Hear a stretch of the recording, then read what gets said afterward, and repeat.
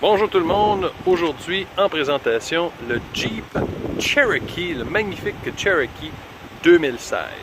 Puis ce qui le distingue, comme vous pouvez le voir, le décal noir qu'on a sur le capot, la calandre avec les contours charcoal au lieu du chromé comme dans le Limited, les crochets de remorquage rouge des deux côtés.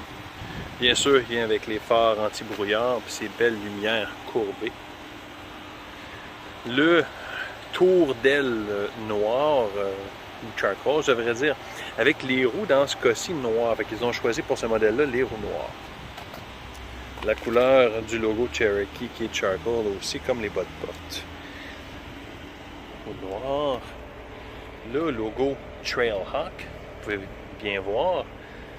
La caméra de recul qui vient avec ce modèle-là, le hitch avec les branchements.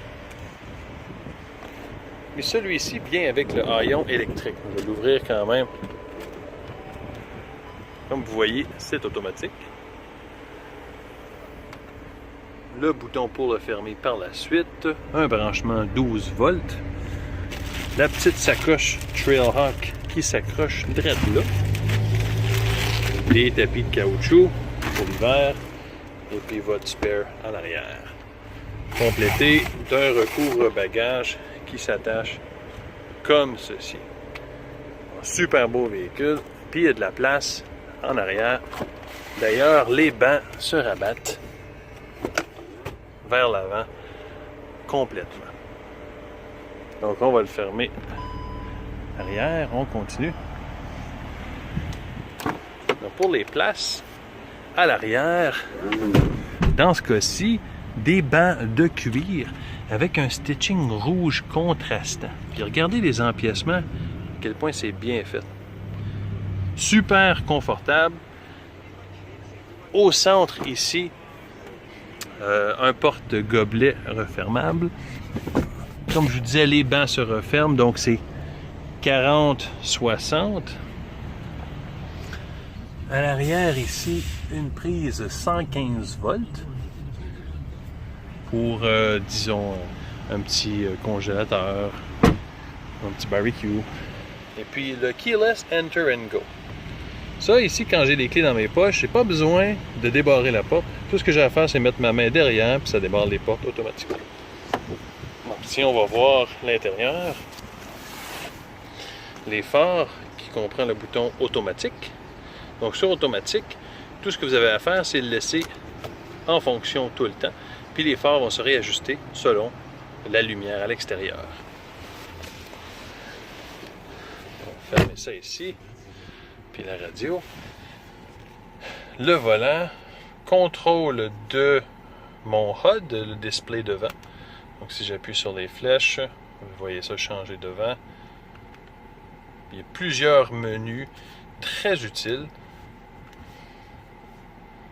dont l'économie de carburant, l'info sur le véhicule. Puis là, vous voyez, il y en a plusieurs, dont plusieurs sous-menus. La pression des pneus qu'on vient de voir, etc. Température de la transmission, température de l'huile, durée de vie de l'huile, tension de la batterie. Puis on revient au départ. Le compteur qu'on voit en kilomètres/heure, le tachymètre, donc digital. Puis au niveau de la console multimédia, le Uconnect 8.4, celui-ci n'est pas... le GPS n'est pas activé, mais on peut toujours l'activer par la suite.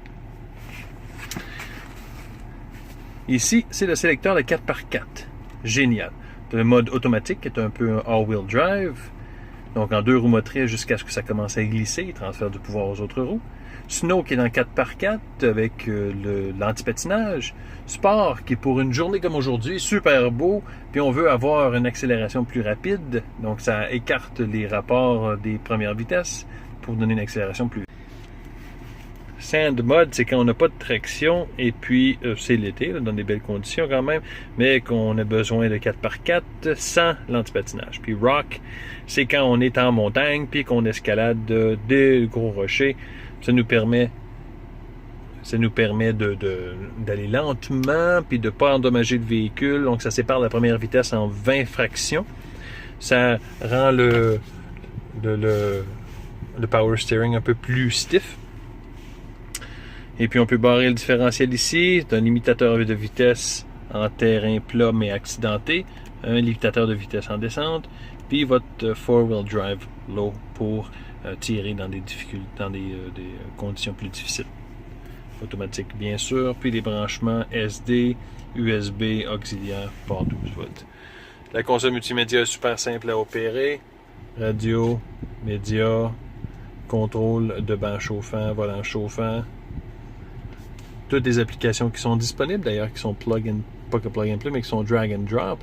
Donc, si jamais je veux prendre celui-ci, puis je le tire, puis je le mets dans le coin.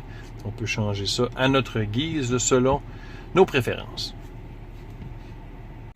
À l'avant, les bancs qui sont brodés Trailhawk. Super beau.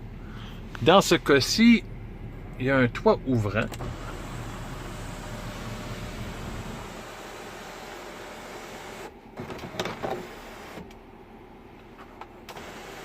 Panoramique.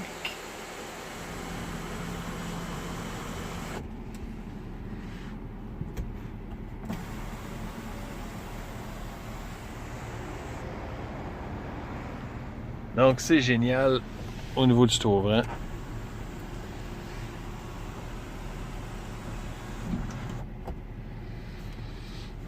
Le miroir anti-autogradateur, c'est-à-dire.